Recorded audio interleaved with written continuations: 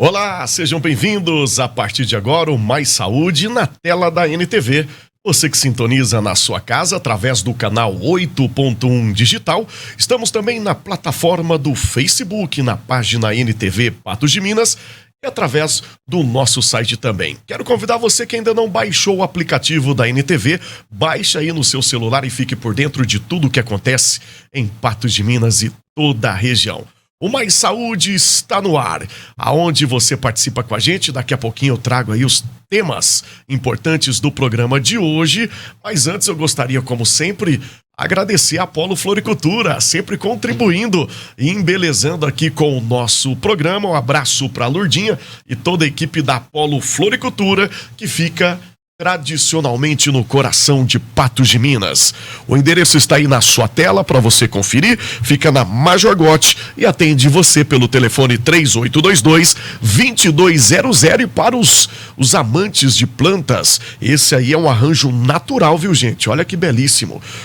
O arranjo natural de Zamioculca negra. Belíssimo arranjo, esse e outros mais você encontra lá na Apolo Floricultura. Um abraço para a Lourdinha e toda a equipe da Apolo, sempre contribuindo aqui com o nosso programa que está no ar, feito para vocês, com vocês e, claro, junto com vocês. Eu costumo dizer para quem já acompanha aqui o nosso programa, participe com a gente. Aproveite esse espaço, porque o nosso consultório está aberto e aqui a consulta é grátis. A gente traz temas importantes relacionados à qualidade de vida, à nossa saúde. Mês de janeiro passado a gente falou sobre o Janeiro Branco, o mês de conscientização da saúde mental. E esse mês de fevereiro é o nosso primeiro programa e a gente fala sobre o Fevereiro Roxo. Daqui a pouquinho a gente bate um papo com a doutora Renata Nakarato Máximo, que é reumatologista, e a gente vai falar sobre a conscientização, né, nesse mês, sobre lúpus e também fibromialgia. Fique ligadinho no nosso programa. Mas agora, no nosso primeiro bloco, eu tenho o prazer de recebê-la aqui no nosso programa pela primeira vez. E eu quero falar diretamente com você, meu amigo, você jovem, você que é papai e mamãe também, fique atento a esse tema, a esse nosso bate-papo de agora. Recebo aqui no programa ela que é especialista em urgência e emergência, a Lara Cristina Pereira. Seja bem-vinda aqui ao Mais Saúde. Prazer conhecê-la e recebê-la aqui no programa. Prazer é todo meu, David. É com muito orgulho que a gente está aqui hoje, né, para discutir um tema extremamente importante, diga-se de passagem. Eu citei aqui os jovens porque, infelizmente, o aumento de eventos cardiovasculares em pacientes jovens, né? A juventude está sofrendo, né? E vidas estão indo embora por causa de problemas cardíacos tão precocemente. Como é que anda aí a sua saúde, a sua alimentação, os seus hábitos? Você já tem alguns sintomas? Algum pré sobre isso? Vamos falar com quem entende do assunto, vive ali no dia a dia e atende também na urgência, na emergência. É por isso que você tem a autoridade para poder falar sobre isso. Bom, Lara, a gente percebe e a gente tem números de que, infelizmente, aqui no nosso país, o número de infartos dobrou aí nesses últimos 15 anos. E a taxa aí dos 30 anos são os mais acometidos, infelizmente, né, Lara?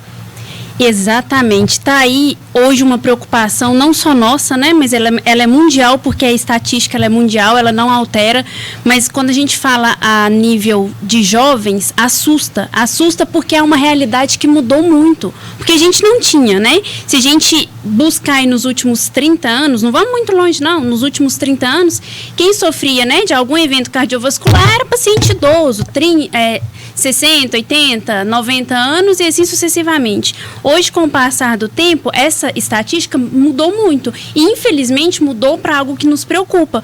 Por que nos preocupa? Porque os jovens, adultos jovens, estão sendo os mais acometidos. E o porquê disso? Essa comparação é muito válida e muito real, né? Antigamente, a gente via aí só os idosos sendo acometidos aí com problemas cardíacos, né? E agora, pode-se dizer que no linguajar popular, a juventude, a molecada, a gente vê que os jovens estão morrendo, perdendo vidas por causa de problemas no coração.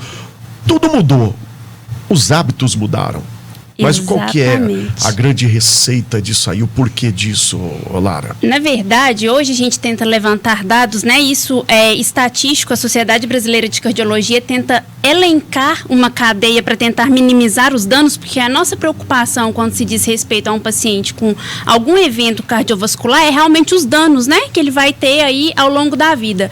Só que a gente assimila muito a genética, por exemplo, que é um fator importantíssimo e que eu não modifico. Porque quando a gente fala de algum fator genético, significa que eu tenho uma predisposição maior. Significa que eu tenho familiares de primeiro grau, pai, mãe, irmãos, já acometidos, então há uma probabilidade maior da gente se desenvolver. Já existe essa tendência quando se tem familiares o quê? De primeiro, segundo grau? Primeiro e segundo grau, exatamente. Se o pai, a mãe, até os avós, né, já são acometidos com algum problema cardíaco, a tendência... Isso, já é um sinal de alerta. Mas o problema atualmente que a gente encara como um problema é que as pessoas realmente subestimam os sinais e sintomas. E além de tudo, eu falo assim, ó, depois que inventaram aquela frase que só se vive uma vez, a pessoa acha que não tem que preocupar com a saúde. Os jovens têm vivido intensamente, é isso. Exatamente. É verdade. Então, a gente precisava, né, conscientizar um pouquinho a população referente a isso.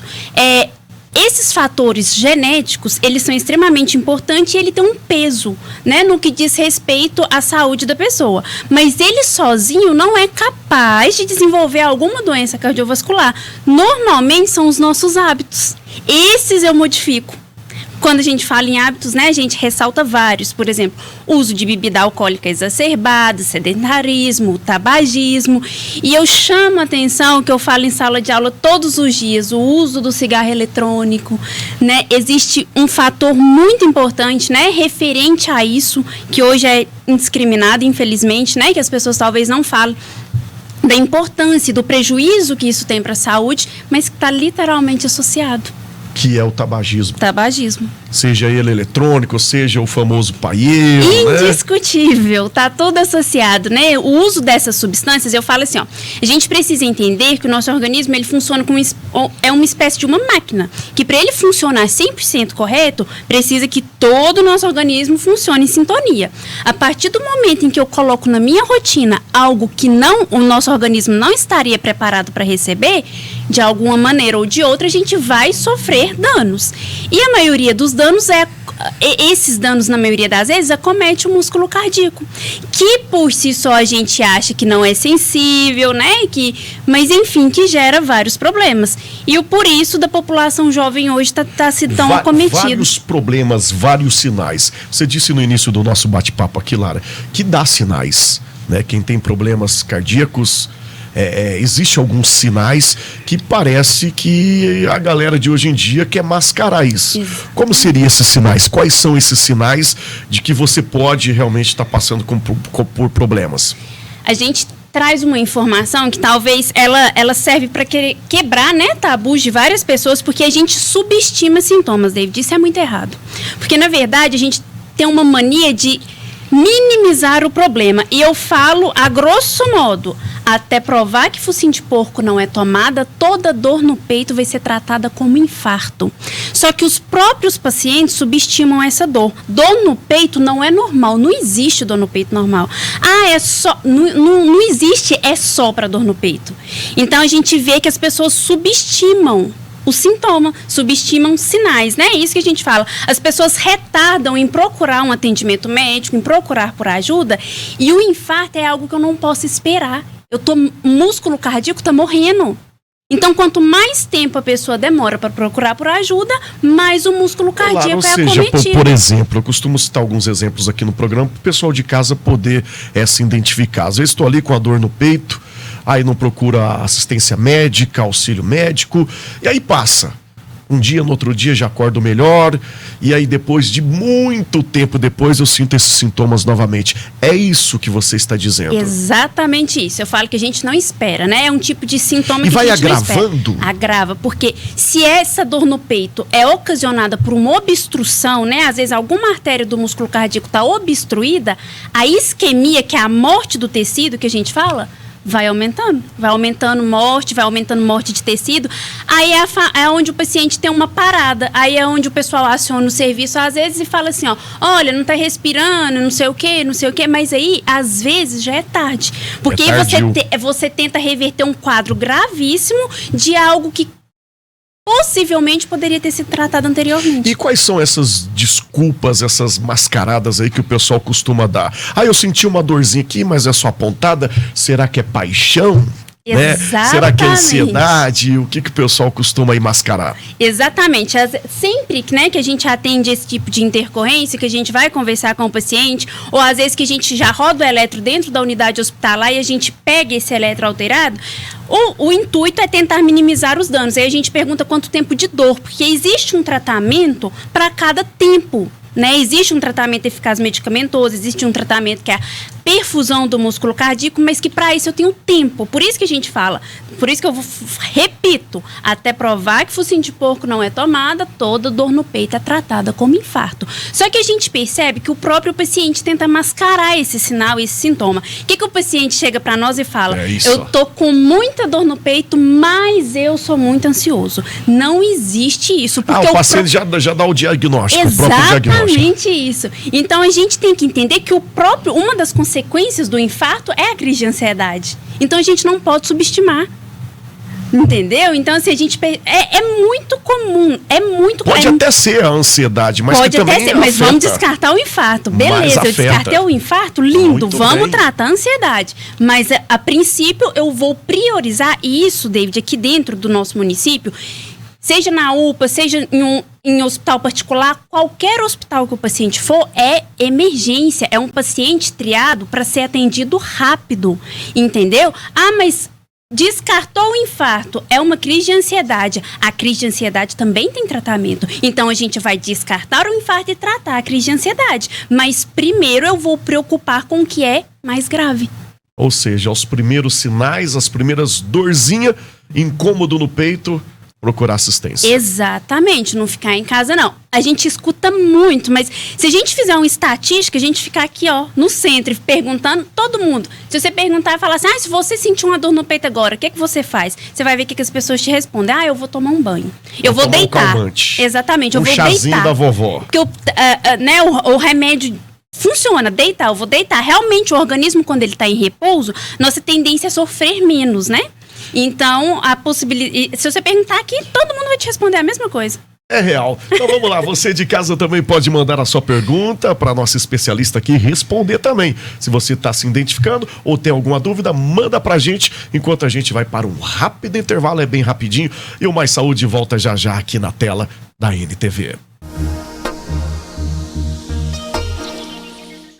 Tudo bem, o Mais Saúde está de volta na tela da NTV, você acompanhando no canal 8.1 Digital e também nas nossas plataformas, no Facebook, no site e também no aplicativo. Participe com a gente no WhatsApp que está aí na sua tela, e o Mais Saúde volta aqui com a Lara Cristina Pereira, especialista em urgência e emergência, e a gente está falando principalmente com essa juventude que está sofrendo aí com eventos cardiovasculares. E é isso, a gente falou dos primeiros sinais, as dores, o incômodo no peito, mas o que leva a isso? A gente falou sobre o tabagismo, o álcool, o que mais?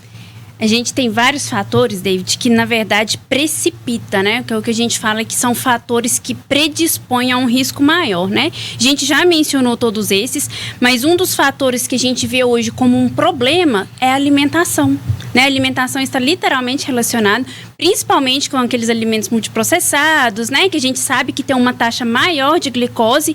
Tudo, é igual a gente conversou lá no início, tudo que que o meu organismo recebe, que ele não está preparado para determinada demanda, a tendência do nosso organismo, de uma forma ou de outra, é reagir a isso. O problema é quando reage lá no músculo cardíaco, né? A gente fala que a gente tem uma bomba, literalmente, a gente trata o coração como uma bomba. Então, a partir do momento em que ele entra em disfunção por algum motivo, seja por sedentarismo, pelo próprio estresse, né? Que hoje acomete aí boa parte da população, seja por tabagismo, enfim, né, uso de drogas, anabolizantes, energéticos, né, chama atenção para o uso do energético. Vamos falar sobre isso, chamar a atenção aí do telespectador sobre esses pontos também. Mas voltando a falar, você está falando da glicose, como é que faz para a gente poder ter esse controle, né, bacana, o equilíbrio legal disso?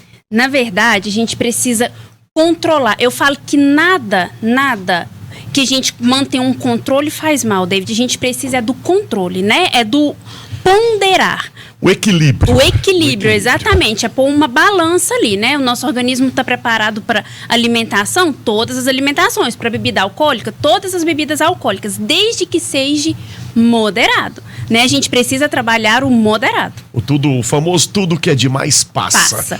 Na saúde não pode nem passar. Exatamente. Na questão da saúde não pode nem beirar essa questão de passar, né? Exatamente. Então é no passar, né? No exceder, até um excesso de atividade física que eu faço, que o meu músculo não está preparado para aquilo, ele pode sofrer uma descarga. E essa descarga pode gerar danos. Então eu falo assim, ó, a gente não pode fazer as coisas, né? Principalmente na atual conjuntura que a gente vive, onde a gente tem vários agravos na área da saúde, brincar com a sorte. Ao meu ver, isso é brincar com a sorte. A gente precisa ter um acompanhamento, seja de um cardiologista, né? De um profissional apto para isso, para te controlar, porque tudo, sem exceção de nada, tudo que é demais passa. E como é que faz? O que você fala para o pessoal que está acompanhando o nosso programa? Qual que é a dica que você dá? Fazer exames periódicos? Isso. Principalmente aquelas pessoas que já têm um histórico familiar importante, que é algo que já compromete.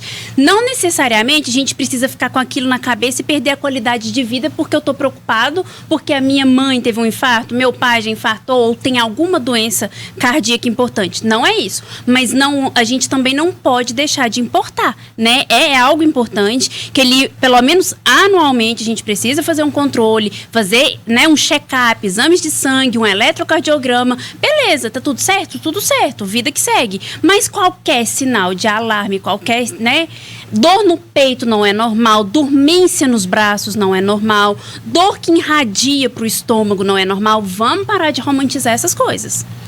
Vamos lá, repete aí esses sintomas, que até então a gente está falando, né, de dores e sintomas no peito, mas vai além disso. Formigamento, dormência nos membros, principalmente membros superiores, né? A gente relaciona muito a ansiedade. Realmente está associado. Mas o próprio infarto desencadeia a ansiedade, então a gente não pode subestimar essa queixa. Então, dormência nos braços, né? Dor que irradia para o estômago, que começa na região do peito, irradia para o estômago, para as costas. Dor tipo aperto, que a gente fala, que é algo que comprime. Se a gente sente algo nesse sentido, o certo é procurar a ajuda médica de imediato. E nada de mascarar, falar que tá com algum problema aí em outra parte, nada disso. Exatamente. Estou angustiado, nada disso não. Exatamente. É porque eu sofri uma desilusão. Desilusão a gente sofre e realmente pode ser algo que indique ali um sofrimento do músculo cardíaco mesmo, mas não necessariamente a gente pode descartar. Ô, Lara, e a nossa pauta de hoje é especial aos jovens, né? Jovens. Até os 30 anos que são acometidos com esses eventos cardiovasculares. Então vamos bater um papo reto aqui com essa juventude, para quem é responsável pelos jovens também em casa. A gente vê que tudo mudou, nós falamos sobre isso, né? Que antigamente era a terceira idade que era acometida, né? Com esses problemas, mas o mundo mudou, as drogas estão aí, o álcool cada vez mais forte, é isso que também contribui, infelizmente, para esses números. Infelizmente, a gente tem uma estatística, né, a nível de Brasil, que a gente aumentou a internação de pacientes com algum evento cardiovascular de até 30 anos em torno de 160%. 160%. Eu falo que isso a nível de saúde pública é um dano muito grande, porque assim, né, às vezes são pacientes com internação prolongada devido ao agravamento, às vezes são pacientes que aí vai precisar de unidade de terapia intensiva, que é algo mais complexo por mais tempo. Então, assim, isso a nível de saúde é muito desesperador. E o que mais nos chama atenção é a gente pensar que alguns fatores a gente conseguir modificar sem problema algum. Fatores esses, por exemplo, o uso da energia, que é o que a gente Vamos pontuar esse energético, ele está até aqui na minha pauta, e a gente bateu um papo só sobre o energético, já que você citou o energético, que é um grande vilão. Eu gostaria que você falasse um pouquinho mais sobre, talvez, esse perigo. Na verdade, é o que a gente mencionou anteriormente, o nosso organismo, ele é uma máquina que ele funciona em comum acordo com todos os nossos órgãos. A partir do momento em que de alguma maneira, algo acelera ou minimiza, né, a frequência cardíaca, a pressão arterial, que faz com que esses dados caem ou aumentem demais, a tendência do nosso organismo é sofrer algum dano, é sofrer alguma reação. O problema no uso abusivo do energético de longa data é que a gente não sente. A gente sente aqueles efeitos que é o do ficar alerta, que é ataque cardíaco, que é a palpitação que a gente fala, que é um efeito próprio do energético, mas que são efeitos a curto prazo que a gente fala, porque logo depois do uso, né, logo depois da substância ser sintetizada pelo nosso organismo, esses efeitos passam. O corpo sente. O corpo sente. Só que esses efeitos durante muito tempo, esses efeitos constantes, é o que gera sequela. Só que a gente não percebe que está tendo essa sequela, porque está tudo muito normal. Sabe quando que a gente vai perceber? Quando infartar. Quando tiver uma dor precordial, que é a dor no peito, que a gente fala de longa intensidade, né? Que é uma dor mais atípica, que é uma dor mais... A gente fala que a dor do infarto é algo insuportável, porque só quem teve para saber como é que é, porque realmente é uma dor muito intensa. Então, a curto prazo, eu não vou ver o efeito disso. Eu tenho certeza que tem muito jovem me ouvindo e que está falando assim, mas eu tomo energético tem tanto tempo e eu nunca tive nada.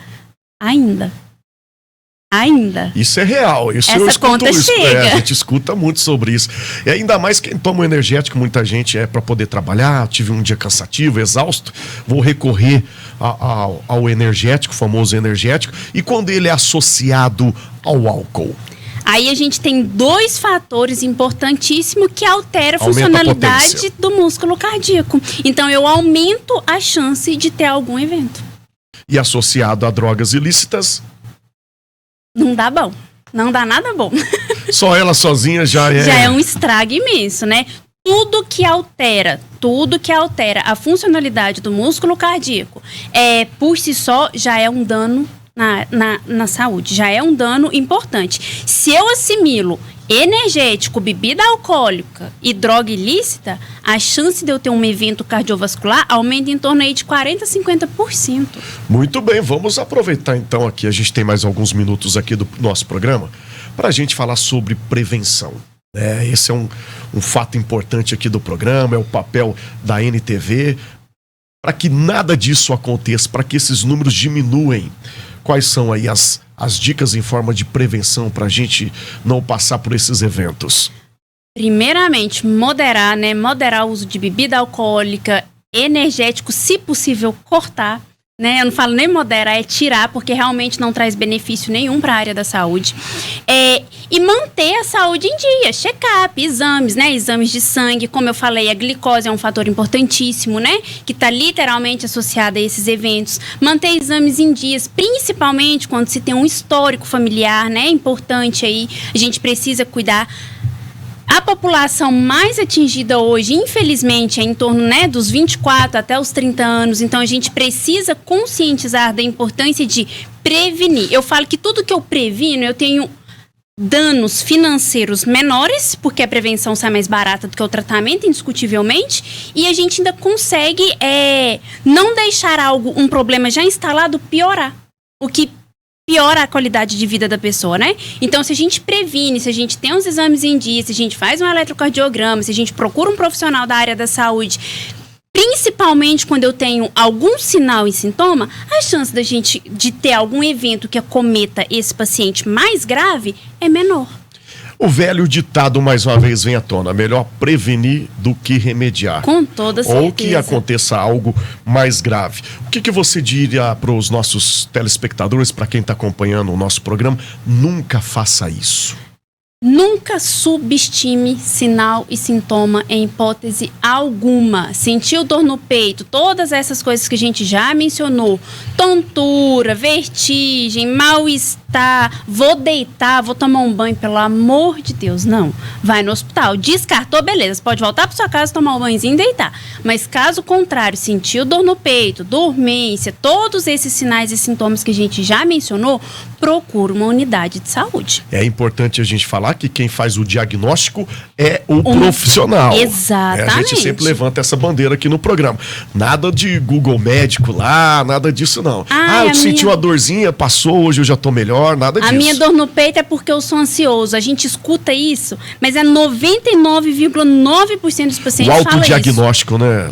Minha dor no peito é porque eu tô ansioso. Realmente tem um fator que está muito relacionado, mas não é isso. Então, cuidado, né? Cuidado com o autodiagnóstico. Sentiu? Faz o quê? Postinho sempre perto da sua casa, exatamente, unidade básica de saúde, né? UPA. A gente tem aí graças a Deus, eu falo que hoje a gente, por mais que a gente pense que a área da saúde está literalmente sobrecarregada por causa dos agravos, né? Por causa de todos os problemas, a gente sabe que dentro do município de Patos a gente tem até uma quantidade significativa de porta aberta, que a gente fala, né?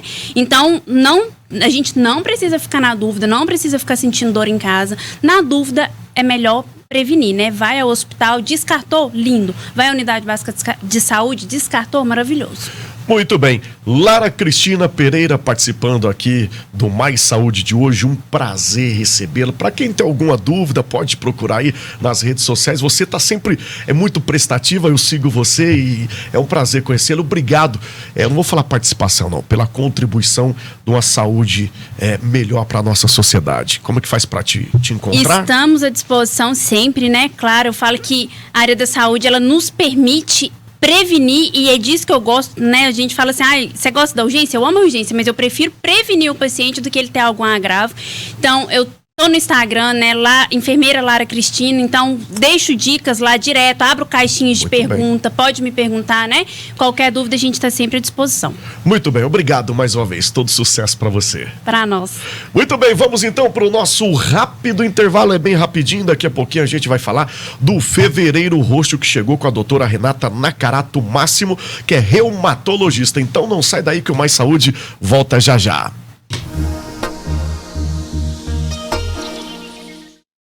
Muito bem, estamos de volta com Mais Saúde na telinha da NTV. 31 anos ao seu lado. Mês de fevereiro chegou. É o Fevereiro Roxo. É o mês de conscientização em relação a 3 doenças: lúpus, Alzheimer e fibromialgia.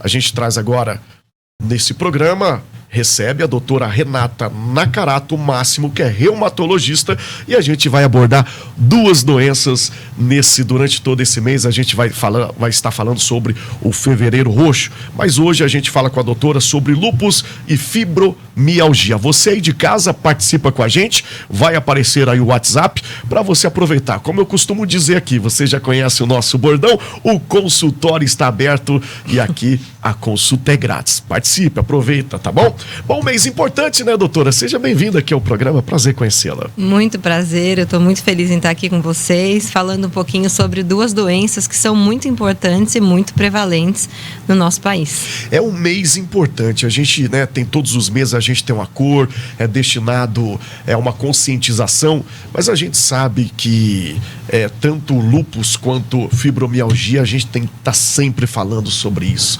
Exatamente. Um mês é importante, mas é importante ter um mês dedicado para essa conscientização, né? Perfeito. É muito importante, até porque são 2 doenças que não são doenças de fácil diagnóstico. Normalmente são doenças que ficam aí esquecidas, o paciente demora até conseguir um médico especialista para que esse diagnóstico seja feito e conduzido da melhor forma. Hoje eu vejo isso diariamente no consultório, que os pacientes ficam sofrendo com dores e procurando vários médicos, ortopedistas, clínicos, até conseguirem então procurar um reumatologista, identificar a real causa da sua doença. E a gente só vai tratar da forma adequada quando a gente realmente tiver o diagnóstico certo.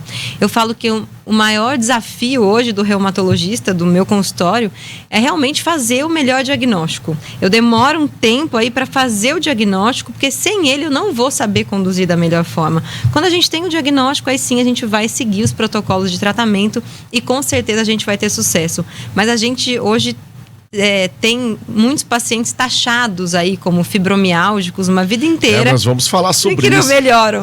A gente sempre existiu aí a fibromialgia, mas nos últimos anos ela vem crescendo, né? Parece ser uma doença nova, e a gente sabe tanto que é mais difícil ainda o diagnóstico correto da fibromialgia.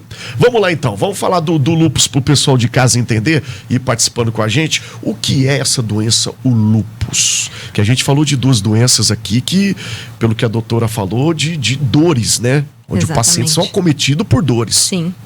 Hoje, 90% dos pacientes chegam, né, com dores no consultório. Mas o lúpus, né, em especial, é uma doença autoimune, ou seja, onde eu tenho uma disfunção do meu sistema imune em que o meu sistema imune começa a atacar o meu próprio organismo. É uma doença inflamatória, é uma doença crônica, onde não temos cura dessa doença e somente controle. É uma doença que podemos ter diversas manifestações, desde lesões de pele, afta, queda de cabelo, dores articulares, acometimento de diversos sistemas, como o sistema hematológico, causando anemia, diminuição das células de defesa, plaquetopenia, acometimento pulmonar, com inflamações gravíssimas no pulmão, acometimento dos rins, né? Então, o lúpus, ele é uma causa... É um dos causadores de inflamação nos rins, podendo levar até hemodiálise, né? Até a Selena Gomez, aquela cantora famosa, né? Se tornou dialítica pelo lúpus. Pode também fazer o que vocês imaginarem. A gente brinca que o lúpus, das doenças clínicas, é a doença que pode tudo. Então, ela pode fazer inflamação em qualquer parte do nosso organismo. Sistema nervoso central, enfim, qualquer doutor, e quem que coisa. Pelos números, quem que é mais acometido? É tanto homens, mulheres, a partir de que idade, a faixa etária? Bom, a faixa etária normalmente são mulheres, então a gente tem uma proporção muito maior de mulheres em relação a homens. Muito maior. Muito maior. A gente tem aí um fator do estrogênio, né, que é o hormônio feminino, que está envolvido aí na patogênese da doença. Então a gente tem de, 10 pacientes lúpicos, a gente tem 7 a 8 pacientes mulheres para menos homens. Mas, por contradição, os homens, quando têm lúpus, costumam ser muito mais graves. E a faixa etária? A faixa etária, normalmente, mulheres em idade fértil. Tá? Então, a gente tem muito esse fator hormonal. A partir daí dos 20 aos 50 anos é onde a gente tem a maior prevalência da doença. Não que ela não exista em crianças e em idosos. Ela existe, a gente tem que lembrar disso também. Mas é muito mais comum na fase hormonal.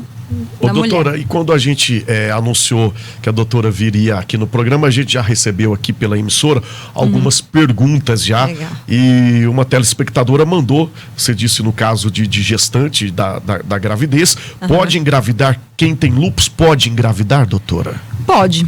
O lúpus é uma doença que não vai alterar a fertilidade feminina, tá? Mas a gente tem que tomar alguns cuidados. Primeiro, o paciente deve estar em remissão da doença, ou seja, o paciente deve estar muito bem controlado para que o médico permita que esse paciente consiga ter uma gestação saudável. Outra coisa muito importante, existem alguns medicamentos que a gente usa para o controle do lúpus que permitem ser usados na gravidez, ou seja, que não vai causar nenhum problema, nenhuma deformidade para o feto. Agora, existem outros medicamentos que já não podem ser usados na gravidez. Então, sim, a paciente pode engravidar, mas depende muito do caso do paciente e da medicação que ela está usando. Infelizmente, existem algumas medicações que contraindicam a gestação. Então, o lúpus, no caso, é contagioso ou não é? Não é contagioso, não. Você não tem perigo de você pegar de alguém, encostar ou passar pelo sangue. Existe, doutor, o preconceito? Eu tenho lúpus, ou a falta de informação? Eu acho que é mais a falta de informação. Hoje em dia eu não vejo um preconceito, um medo, nada disso em relação ao lúpus. Mas os pacientes... Por isso que é importante ter um mês dedicado. Exato. E a imprensa como a NTV abordar um tema como esse. Exato, não, importantíssimo, importantíssimo. O diagnóstico certo e o diagnóstico precoce do lúpus com certeza mudam a trajetória de vida do paciente. Quais são, doutor, os primeiros sintomas, sinais ali? Os mais comuns hoje. Nós temos diferentes formas de manifestações iniciais. Temos pacientes que manifestam só com pele. Então, o paciente tem algumas lesões só cutâneas, né? Ela pode ser aquela famosa... São as mais conhecidas. Aquela famosa asa de borboleta, lesões arredondadas, que são o lúpus discoide, lesões no couro cabeludo. E, normalmente, existem outras, né? Então, a fadiga é um sintoma muito importante no lúpus, o paciente muito cansado, anemia, dor nas articulações. Então, a dor nas articulações é um sintoma muito importante. E outras manifestações que a gente vai conseguir avaliar e determinar pelos exames de sangue. Muito bem, importante sempre um bom profissional. E é por isso que demora o diagnóstico, né? Que às vezes o paciente passa numa especialidade, passa no outro, até chegar aonde deve, no reumatologista, né? A gente brinca que aquele paciente que ninguém sabe o que tem... tá com uma manifestação hematológica, uma manifestação neurológica, uma manifestação renal, então vamos mandar para o reumatologista juntar as pecinhas do quebra-cabeça e conseguir aí começar a tratar. Muitas vezes é um diagnóstico até de exclusão.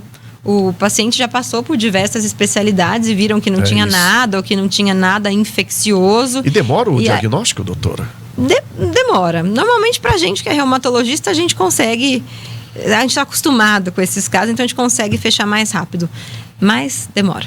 Muito bem. Outra pergunta a telespectadora mandou pra gente. Filhos podem ter lúpus caso os pais tenham? Existe o fator genético, né? Então, existe um aumento da chance do paciente que tem mãe, pai, irmãos, avós, de terem o lúpus, mas não é uma herança dominante, não é uma genética dominante, não é obrigatório que os filhos tenham lúpus. Muito bem. A última pergunta aqui sobre lúpus, mas você aí de casa pode ir mandando que a gente vai voltar no próximo bloco aqui com a doutora Renata também. Mas para a gente fechar esse bloco aqui, o que passa, o que a pessoa com lúpus não pode fazer, doutor? O que você não indica? Ela não vai poder fazer isso. Ela não pode tomar sol. É uma briga minha com as minhas pacientes. Nada de sol? Nada de sol. Eu tinha um chefe na residência que sempre falava, sua paciente pode ir pra praia à noite. Tá? O sol ativa o lúpus. E é comprovado. O sol pode ativar a doença que estava quietinha. Se o paciente ficar tendo essa exposição solar, ele pode reativar a sua doença. Além disso, então, usar o protetor solar é muito importante e não deixem de fazer o acompanhamento. O lúpus, ele pode ser uma doença silenciosa. Então, o paciente acha que está tudo bem, quer abandonar o tratamento, fala, não, mas eu estou ótima, por que eu preciso ir no consultório a cada 6 meses? Eu preciso, porque eu vou prever algumas coisas. Não tem cura, né? A doutora já deixou claro. Não tem cura, então tem controle. Então, o paciente está ótimo e eu estou vendo ali que o exame dele está começando a piorar.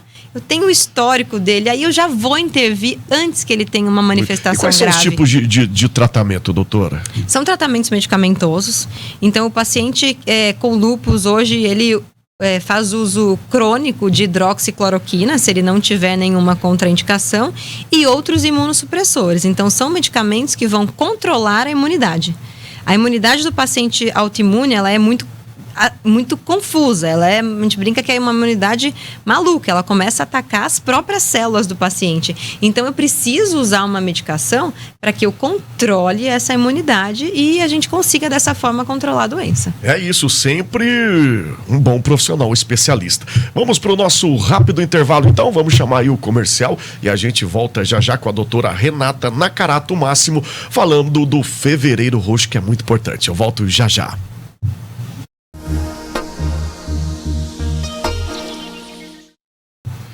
Ok, estamos de volta com Mais Saúde na telinha da NTV. Você acompanhando aí no 8.1 na sua televisão e através dos nossos canais. É o Fevereiro Roxo em pauta aqui no Mais Saúde.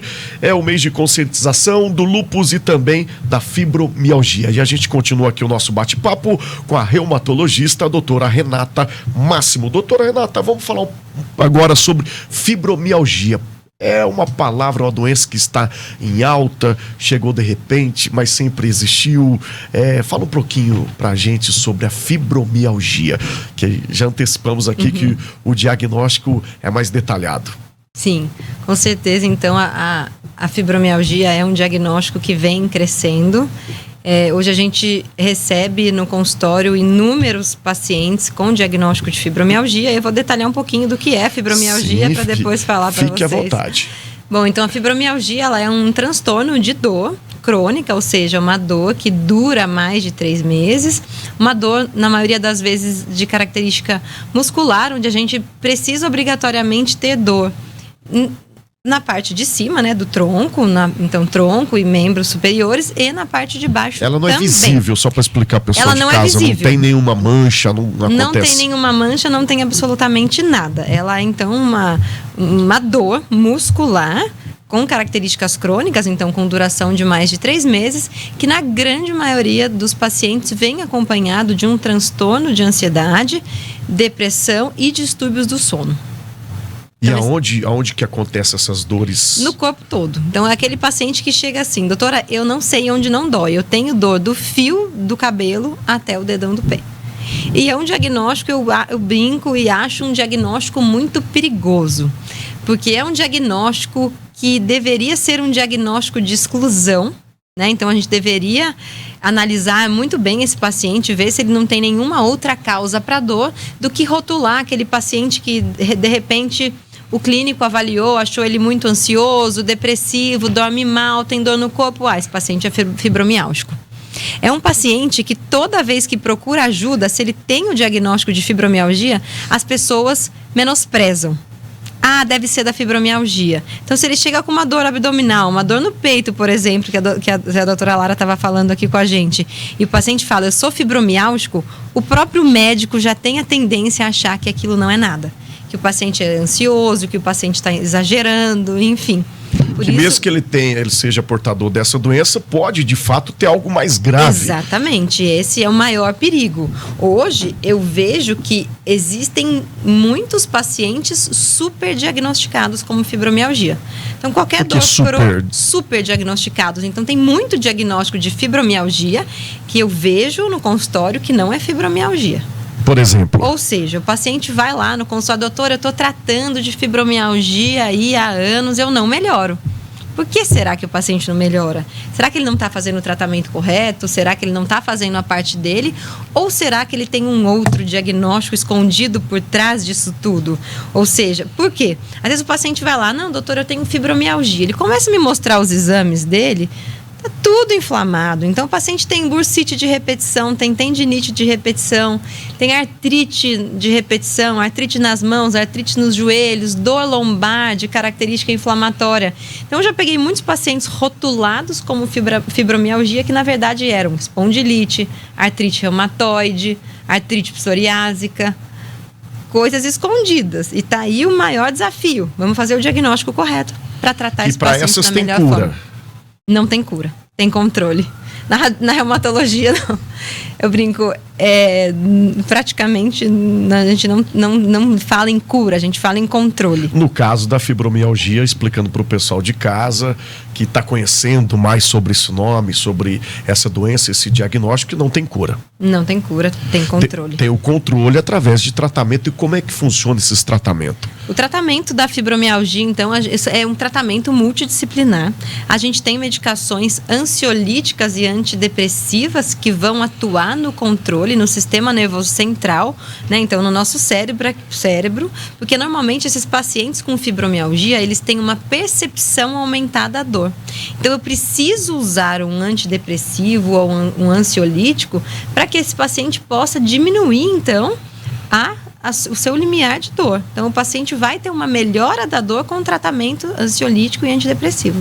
Outra coisa, eu preciso controlar muito bem o sono desse paciente. Então, eu preciso que o paciente tenha uma noite de sono, que ele tenha um sono reparador, para que ele consiga também ter melhora na fibromialgia. Mas a parte mais importante e mais difícil, na minha opinião, é mudar o paciente com fibromialgia. Ele muitas vezes quer um milagre no consultório. Então, ele quer que eu dê uma medicação que vai atuar ali no sistema nervoso central, modulando a dor para diminuir essa dor.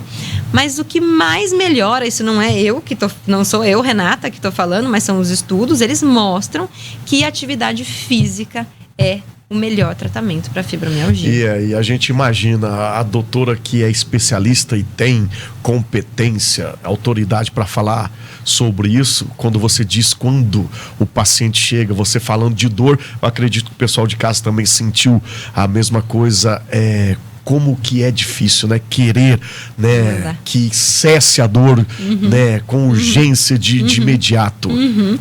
E realmente não é um tratamento de imediato. A gente não usa um anti-inflamatório, por exemplo, uma injeção de corticoide e o paciente melhora. Não, é um tratamento lento. Então o paciente tem que mudar o estilo de vida, o paciente tem que fazer um tratamento aí crônico, regular, para ele ir melhorando aos poucos, né? Doutor, e qual que é a faixa etária que atinge aí? Mulheres de 30 a 50 anos. A fibromialgia, então, ela é mais ainda afetada. Qual nessa proporção? 18 vezes mais mulheres do que homens. A cada 20 pacientes, 18 são mulheres, seria isso, 2 são homens. Mais ou menos por aí. 9 a cada 10 mulheres. 9, muito bem. Exatamente. É muito alto, né? Muito diferente, a faixa etária, muito mais. E a faixa etária, doutora? É de 30 a 50 anos. É bem parecida aí com a faixa etária do lúpus, né? Que é outra doença que a gente estava falando. E é hereditário? Passa familiar, alguma coisa? Sim, a gente sabe, é comprovado que tem uma hereditariedade. A chance do paciente que tem um familiar com fibromialgia de desenvolver a fibromialgia é muito maior. De 18 vezes mais. Outro fator importante que a doutora falou é sobre o emocional.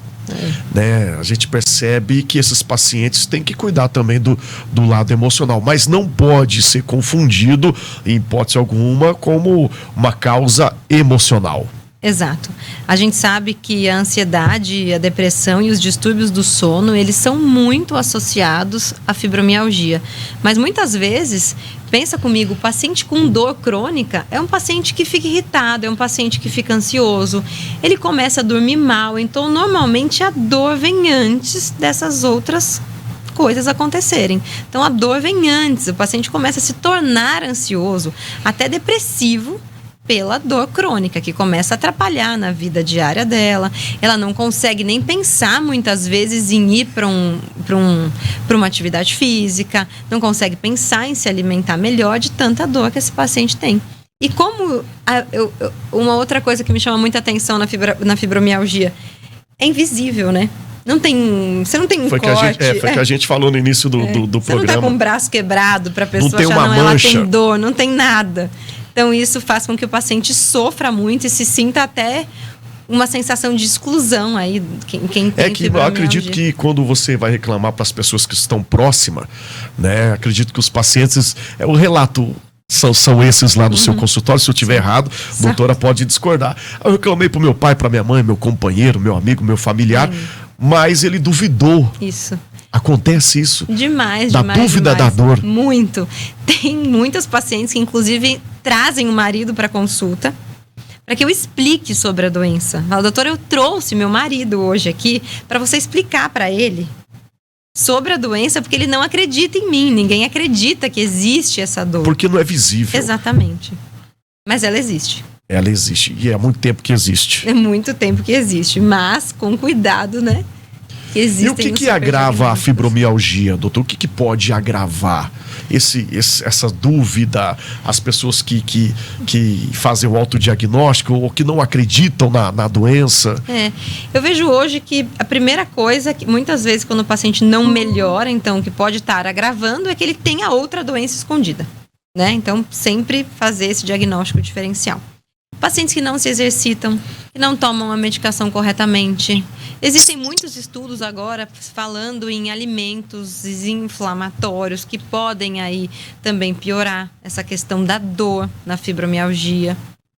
Mas é mais por aí. A importância, né? Hoje a gente recebeu 2 profissionais e todas 99,9% de especialistas que a gente recebe, seja qualquer tema que a gente aborde aqui no programa, fala sobre essa palavra, alimentação, doutora. É verdade. Tanto que é importante. A alimentação hoje é essencial para todos os pacientes com ou sem doença. muda completamente, né? Inclusive a microbiota intestinal. Hoje a gente se fala muito em alterações intestinais com doenças reumatológicas. O tecido gorduroso, ele é um tecido inflamatório, então com certeza ele piora a performance do paciente, ele piora a dor. Ele, inclusive, aumenta a sobrecarga, né? Um paciente obeso, ele vai ter uma maior sobrecarga nas articulações, seja ela quadril, seja ela joelho. Então, uma alimentação saudável, atividade física, 99% mesmo dos profissionais que vão falar falando de isso. articulação, a gente tem uma pergunta aqui do telespectador. Artrite reumatoide pode ser confundida com a fibromialgia, doutora? Na verdade, são doenças completamente diferentes. Elas não deveriam ser confundidas, mas elas são. Tá? Mas qual é a principal diferença? A fibromialgia, ela não causa inflamação. Então, se você tiver o ombro inflamado, as mãos inflamadas, isso não é da fibromialgia, tá? A artrite reumatoide vai causar, então, uma artrite, inflamação nas juntas, principalmente nas mãos, nos punhos e nos pés. Podem causar outras inflamações, mas são doenças completamente diferentes. Mas, às vezes, eu já tive pacientes no consultório rotulados como fibromiálgicos, e que a hora que eu fui examinar, eu falei, não, peraí, a senhora tá com a mão inflamada, vamos fazer um exame de imagem. Muitas vezes não é aquela inflamação tão exuberante, que tá vermelho, tá quente, tá inchado, mas a gente detecta com ressonância. Doutora, eu vou te fazer uma pergunta bem atípica aqui pra gente fechar aqui o nosso programa. Como é que chega o paciente lá no seu consultório? O paciente de fibromialgia, no caso, como a gente já citou, já explicou aqui, que não é uma doença visível. Como é que ele chega? Reclamando de quê? Falando sobre o quê? Normalmente esse paciente chega falando que não sabe mais o que fazer, que já procurou diversos especialistas, já passou por outros, e que estão com dor no corpo inteiro. Não sei onde não dói, doutora, não sei o que te explicar, não sei onde não dói. Tenho dor do fio do cabelo ao dedão do pé, a dor anda, tenho dor articular, mas também tenho dor muscular. É dor muscular, é não o principal sintoma. Num local só definido. Não, é uma dor difusa, essa é uma característica muito importante. O paciente com fibromialgia não tem dor em um braço, ele tem dor nos 2 braços, ele tem dor no tronco, ele tem dor nas 2 pernas, ele tem dor em todo o corpo mesmo. Muito bem, muito bem. É o Fevereiro Roxo que está só começando. Eu gostaria que a doutora finalizasse, né, direto para o nosso telespectador, falando da importância aí dessa causa. Bom, então eu trago aqui para vocês um recado, é que não fiquem sem diagnóstico. Procure um especialista. Sentir dor não é normal, seja ela muscular, seja ela nas suas articulações. Você precisa ter um diagnóstico correto para que você melhore.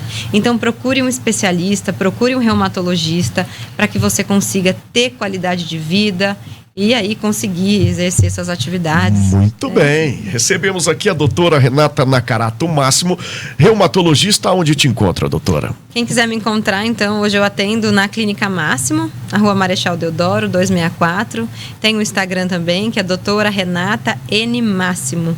Lá tem meus telefones, tem tudo lá, tudo mais fácil. Exatamente. Obrigado, prazer conhecê-lo e obrigado aí. Obrigada. Sempre a gente vai se encontrar esse ano mais vezes, tenho certeza. Estaremos tá bom? aqui. Bom, é isso, a você de casa, o meu muitíssimo obrigado também pela participação aqui do nosso programa. E é isso, Mais Saúde de hoje fica por aqui, até o próximo programa.